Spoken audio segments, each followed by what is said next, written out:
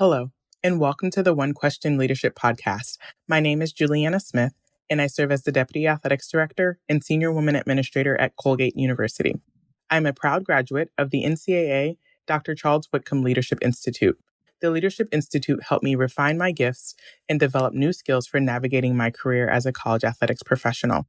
I gained clarity about how I want to continue serving within college athletics, and the Leadership Institute helped me build a community of colleagues who support and challenge me through meaningful relationships. As leaders, we should accept the responsibility to continue learning, to continue growing, and to bring others along with us.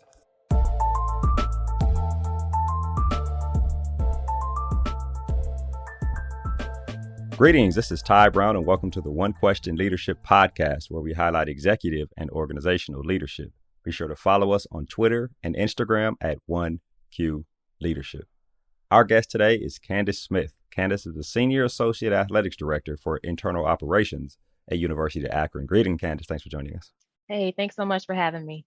I'm happy you're on. Looking at your background, I think you've been in this role for over 2 years. Prior to that, you worked as the Director of Basketball Operations for over a decade, and you played some college basketball at Central Michigan. So your experience at Akron and in the MAC actually is pretty intensive. And one of the reasons I want to have you on is one, because of your role as Senior Athletics Director for Internal Operations. But before we get to that, I want to talk about your transition from basketball operations to internal operations there at Akron.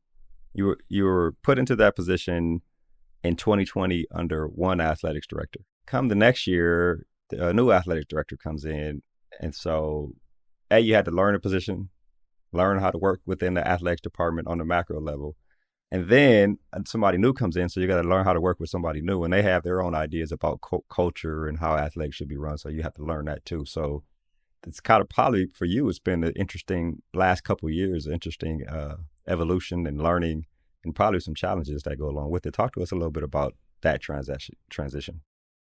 Yeah, most definitely. Interesting is the best way to describe it for sure. Because for the longest, I did not have to deal with that in the ops role. I really kind of found my niche in that role and developed a system that worked for me. So a lot of it was just autopilot. I knew when things were coming up. I knew how to kind of prepare for various tasks and responsibilities. Right. And then by transitioning into the business role, I knew that there was going to be a little bit of a learning curve that came with that, albeit in the middle of COVID, that added to the fire, so there really wasn't much for me to reference just because everything was so atypical being in the middle of COVID. So there was definitely a little bit of like what I like to call is baptism by fire there. But I'll tell you, the one thing that was really good that I think helped in the transition was the fact that I was familiar with the university. I was familiar with the staff. So I'd already kind of developed that rapport with them and had a superficial understanding of the role as well as some of the things that our paths would cross on within the role.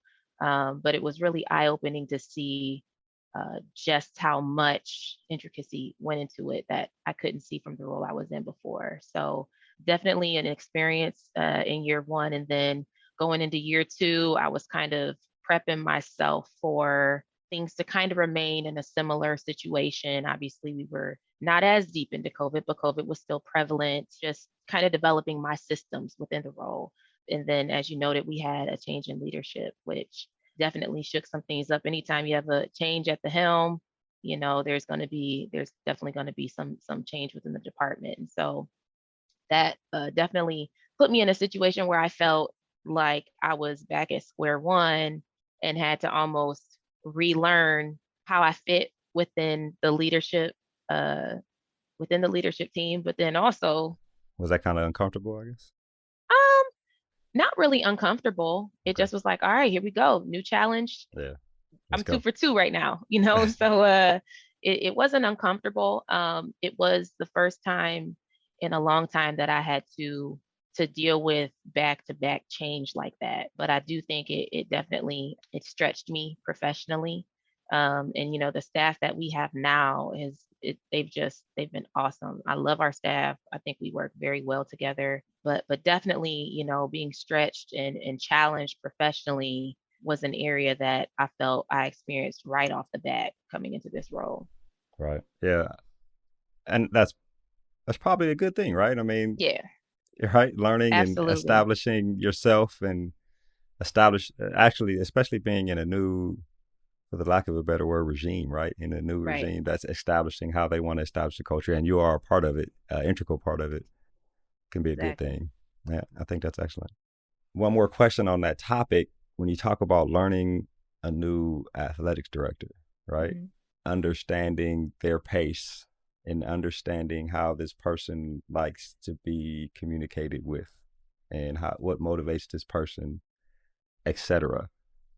Tell me about that, because that's kind of that's an emotional intelligence type, internal type thing. Tell me about how you are adapting or have adapted to that. Yeah, well, I think that is an ongoing process for sure. I don't think that's something that, unless you've worked with someone for like a very long period of time, Yeah. I don't think that's something that you get in a year. I think the communication style of the person definitely develops or determines how quickly that develops. And that's something, again, where I had to stretch myself. I had to challenge myself, because for the first 10 of my 12 years that I was in ops, I worked for the same individual. And Oh so yeah. by year 9, year 10, I clearly knew what that individual liked, didn't like. I knew what may make her tick, how I should approach her. And then moving into the next head coach, I had even worked with her. She was new to the role, and there was obviously some change with her being at the helm, but I had worked with her the previous 10 years. So this situation for me was just very unique in that I had 2 years in a row where I had to learn how to manage up with Yeah. two new individuals. So communication is always something that's big for me, and I never have a problem asking questions. And so, as long as that's something that the AD is open to, and Charles has been awesome with, I'll go in and I'll ask questions, and I'll ask, like, what do you prefer? I don't think, none of us are mind readers. And so, as long as that's something that someone's willing to have that conversation about, I think it's best to be head on and direct. And so, like, do you prefer that I come to you for this, or is this something that you want me to just kind of figure out what I think is best and handle? Because they have so many things going on. You don't want to bog them down with everything, but at the same time, if it's something that they want to be involved in, you want to make sure that you're involving them. So I think just getting in the room and having that conversation with whoever is sitting in the AD's chair, or whoever your supervisor is, quite frankly, I think is just a good way to manage up and just get to know how they operate, so that you Yeah. can function as successfully as possible within your role. It's important. Then when you work with Charles Guthrie, who was a unique individual in himself, you know what I Yes, mean? he's awesome. Right. Internal operations, that is a position and a title that can be structured in a number of different ways depending on where you are in college athletics, right? Seen Right. it in a bunch of different ways. For you, what do you consider the primary responsibility of your iteration of that role of internal operations? Yeah, it's always interesting, when I see someone with a similar title, just what direction every institution has gone. But for me, my main focus is the business office. So I run the business office, everything that comes with that. But I also oversee our sports performance areas, which consists of our strength and conditioning, our sports medicine, and then our HR department as well. I oversee that. So I think when the title was structured for me, it looked at a lot of those internal operations that, obviously, within the name of the position, you have flexibility, but it looked at, for our athletic department, what were some of those internal functionalities that I had oversight of. And that's just what we rolled with. Right. So yeah, I mean, it varies by the institution and the need of the institution, but for me, it's definitely business, and then a couple of those other internal functions that are obviously integral to an athletic department. Yeah. So let's break that down a little bit. Okay. Business operations. Yes. Like, tell me about that. Is it just revenue, expenses, net income? Like, of course, I'm simplifying 100%, but tell me about business operations in terms of specifically college athletic department and specifically Akron. So the biggest area is budgeting. Yeah. And then once those budgets have been set, the budget management and working with the different teams and departments to make sure that they're staying within their budget. So it has to do with a lot of check-in. Again, I'm huge on communication. So open line of communication, we'll try to make sure that we get in front of them on a recurring basis to just check in and, see where they are, see if there's any upcoming larger expenses that we need to be aware of. Again, making sure that we're on the same page throughout the year. If there's anything that they didn't budget for that now has come up and it's an essential expense and we need to take a look at how we're going to fund that, then that's a part of that conversation as well. So budgeting is definitely a huge aspect of it. There's also many other areas such as like dealing with international insurance and taking care of anything that has to do with money and the payment. It'll come through our office. So whether it's structuring like, transactional stuff like a purchase order or sending stuff to accounts payable to be paid, taking care of international insurance for our student athletes, making sure that their scholarships are charged to the correct accounts. All of that is stuff that kind of comes through our office. But as far as like the general or overarching interaction with the coaches more times on the day-to-day is dealing with budgetary management. Yeah.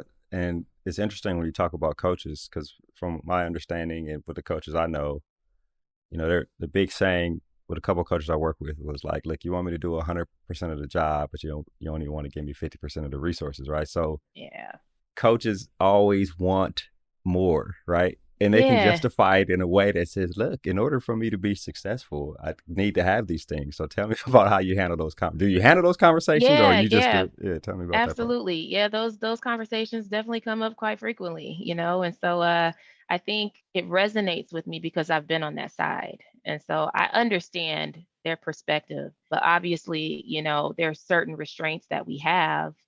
And so what we do is we try to have a conversation and think strategically about how we may be able to make that work. And, if it's something that we can't do, then we can't do it. And sometimes that's a hard conversation to have with them. They don't like to hear no, but I try to do it in a way to where I express that I understand where they're coming from. Right now, I mean, budgets have always been tight. There's always been a need for more money. And then again, not to harp on it, but coming out of COVID really restricted those finances even more. Right. And so still having to operate on, you have a normal season and you have to get to the games, you have to feed the student athletes, there's certain expenses that you have to have. And figuring out strategically how to make all of that work can definitely be a challenge, but we don't just sit up here and say no. There are times we have to say no, but we do try our best to work with the teams and the staff to figure out if there's a way around it. Maybe it's something that we can fundraise for. When do you need it? If you don't need it tomorrow, maybe we can fundraise for it and figure out a way to get it, in the future, or whatever the case may be. But I think with me being on the coaching side previously, it's definitely helped me try and keep more of a open mind and see the big picture, the whole picture, and just kind of remember what it's like being on that side, because I remember being on that side where and asking for more and yeah, we and need it's to be like we don't have right? enough money, Yeah. How are we gonna budget for this, and we still got to worry about this. And so I get it, I really do. And so I try to show some empathy. We're working with them on things and really try and help them in problem solving, not just have them feel like they're on an island and they have to figure it out on their own. How much I'll ask one more technical question and then we'll switch subjects, I promise. All good. How much planning ahead of time? I had a conversation with a guy and he said he preferred zero-based budgeting, which I'm not sure I completely understand. But how much planning ahead of time goes into it? Or like your budget's dictated by the powers that be, or is it, do you sit down with them prior to the academic year and say, okay, tell me what we're looking like, or how does it work? Yeah, for us, it generally starts sometime in February or March. And so again, we're having those conversations with our staffs, with our coaching staffs, with our different administrative departments, and also trying to get them, especially those that may be in season at the time. We're giving them reminders like, hey, I know you're in season right now, but just begin to kind of think about this, because it's going to be coming up, and we may not have a ton of time to turn this around and get it back to the budget office, but we want to make sure that it's as accurate as possible, and things are going to come up. There's always going to be something that may be missed that, comes up for the following year, but I really try to to capture as much as possible so that we can make sure that our budgets are accurate. And then, so what we do is we sit down, we meet with all of the teams, and we use the zero-based budget model too, where we build the budget from the ground up based on the needs of the team for that year. Okay. Is that as opposed to giving a dollar amount and then you figure out what fits in that dollar amount? Is Yeah, that and that's, we try to use a zero-based budget model. It okay? doesn't always work out that way. It may come back that from a university standpoint, this is what we submitted, but we don't always get that funding. And so now we got to go back to the drawing board and figure out, okay, now this is what we asked for. This is our dollar amount in comparison to what we asked for. How can we kind of fit what we need and maybe a few things that we want within what we've been allocated? And so that's where the collaboration comes back into play. But I think the biggest thing is trying to condition everyone to think in more of an itemized standpoint as much as Right. possible. Instead of saying just give me a bunch of money and I'll figure it out. Like think about Yeah, exactly what you yeah. need. Don't just give me a lump sum to spend on travel. I need to know how much you anticipate spending for this trip. Got it. That This makes trip that sense. may be 7 hours away, and we may be looking at getting a flight versus this trip that's a 2-hour bus trip. You know what I mean? There's differences there. And so we just have conversation. A lot of our coaches do a really good job with that, which helps us. But if there's something that we notice, we ask and look to see if we can figure out how to kind of, again, get those numbers to the best of our abilities, as close to an accurate estimate as possible. Right. Which is excellent. You mentioned oversight, right? In Hmm. terms of you have oversight of departments or teams or people. And I wonder about your background in basketball and basketball operations, right? What I understand about operations, especially in basketball and football type sports, that you're exposed to leadership, logistics, recruiting, student athlete development, personnel, and other areas in college athletics or other areas in just management, period. And I wonder how some of these apply in your day to day responsibilities, which you just described some, talking about how you help help people set their budget and determine what's necessary, but also in terms of oversight over teams or oversight over departments there at Akron. So, my first year on the job, I had oversight of two sports teams, but Charles had a different approach to sport oversight. So I currently don't have any sport oversight, but as we talked about before, I do oversee those various departments. So I do have people oversight, and I think for me, the one thing again that's kind of been constant is there's a few staples: open door policy, communication with all, constant communication. We're always, just to make sure we're always on the same page with everything as much as possible. But how I interact with each individual may be different based on that individual's personality, what they may need at the time. And that's certainly without question something that's come from being around team sports, for sure. You can't, every player doesn't respond the same way. You know what I mean? So how do you get the most out of player A versus player B? It may be completely and totally different, but you have to learn the people, and you have to learn how to manage them and work with them as best as possible. And so that's definitely something that's carried over. And I think that transcends any field. I don't think that's just specific to athletics. You got to learn how to work with the people you work with, and how they respond best. Some people may need a little more tough love. Everybody doesn't respond to that. You know what I mean? So I think that's one thing that's definitely carried over for me. The logistics piece, I definitely still have a hand in that. So I think it was really beneficial for me being sports specific and dealing with a lot of the logistics. It gave me an insight to just how teams function from a macro level. Obviously, depending on the sport, it may be a little different, but everybody needs a bus. And maybe having some of those connections throughout different areas that we traveled previously, will help. I can help them, in that Oh, really? Those area. come into play, huh? The Yeah, relationships yeah, from. definitely.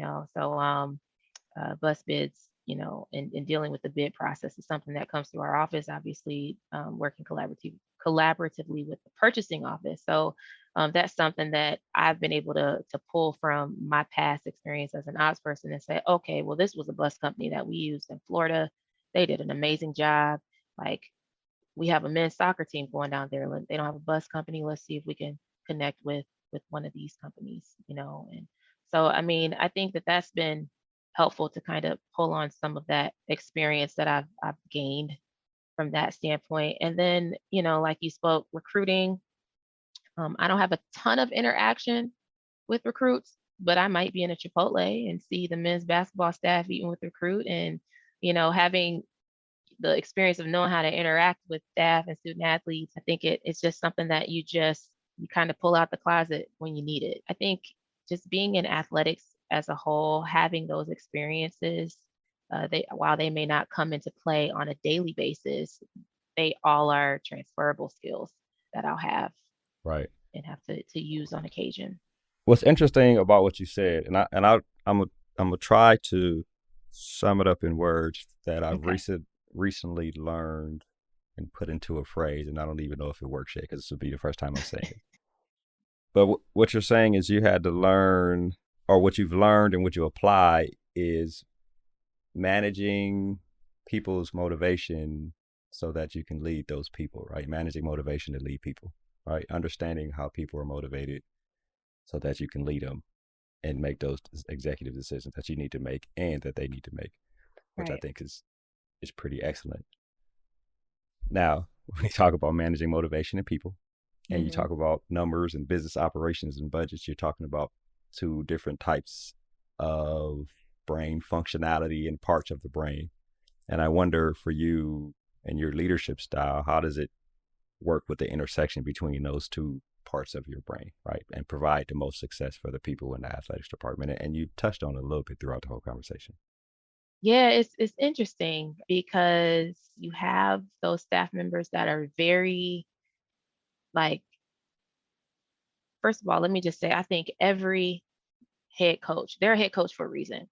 Yeah. So they all have the skill to pay attention to detail because they're detail oriented about something in their craft, and that's why they are where they are. Right. Um, does that necessarily always translate into numbers? No, absolutely not. But then I feel it's my role and my staff's role to then help them with that. Again, the nice thing is I can, to a certain degree, speak their language. And so if we have someone who's always on, there's some coaches that are just phenomenal, and I know I can just, I expect to go in, I expect for them to have everything for me. I expect for everything to be itemized. We can have a conversation about it.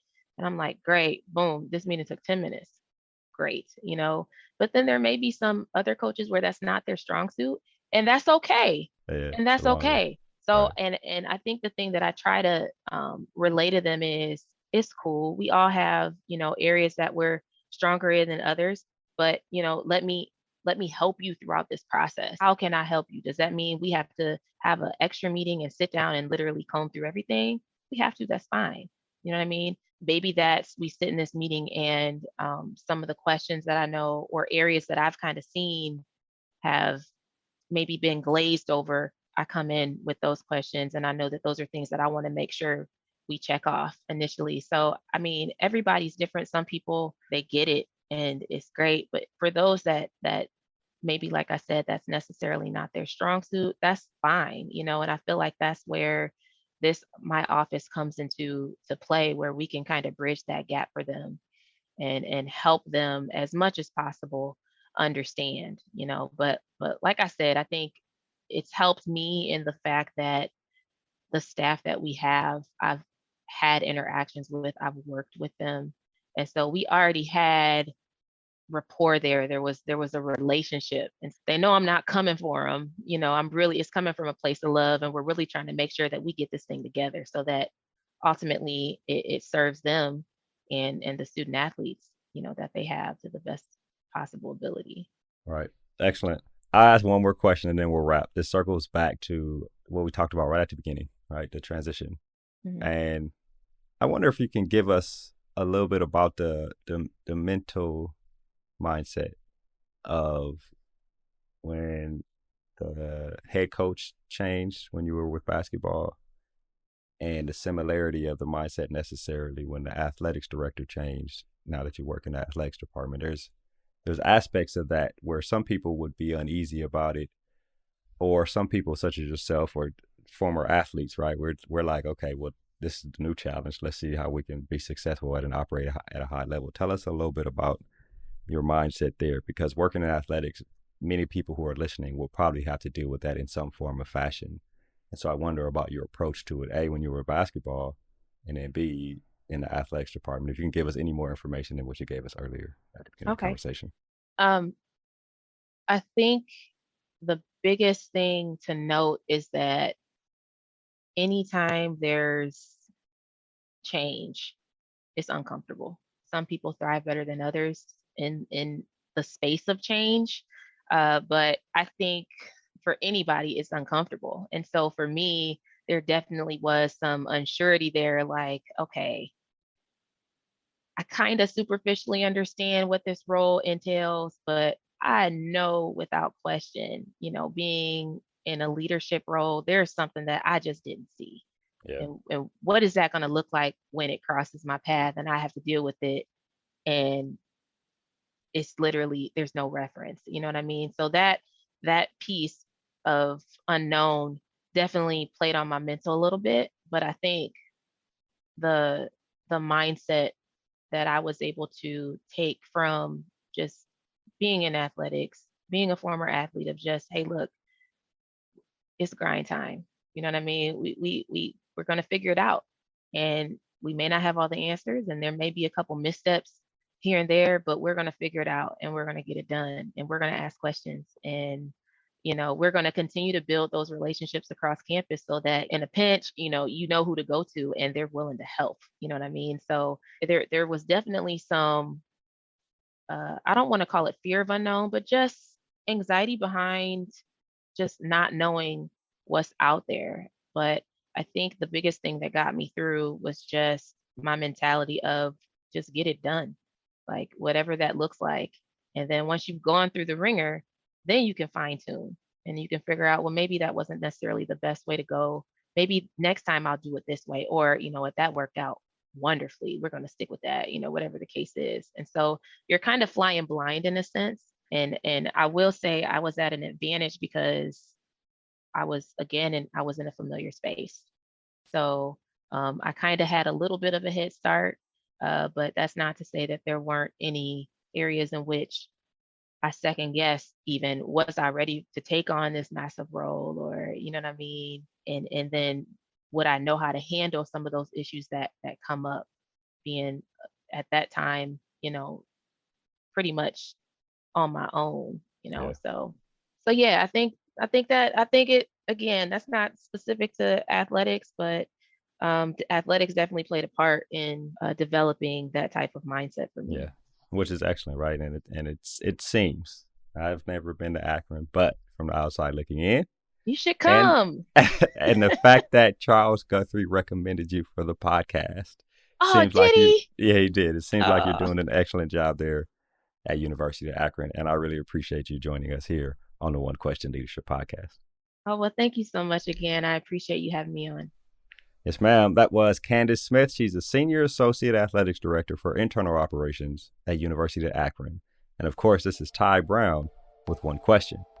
And keep in mind, the role of a leader is to create and maintain an environment that people want to be a part of. And as always, be better tomorrow than you are today.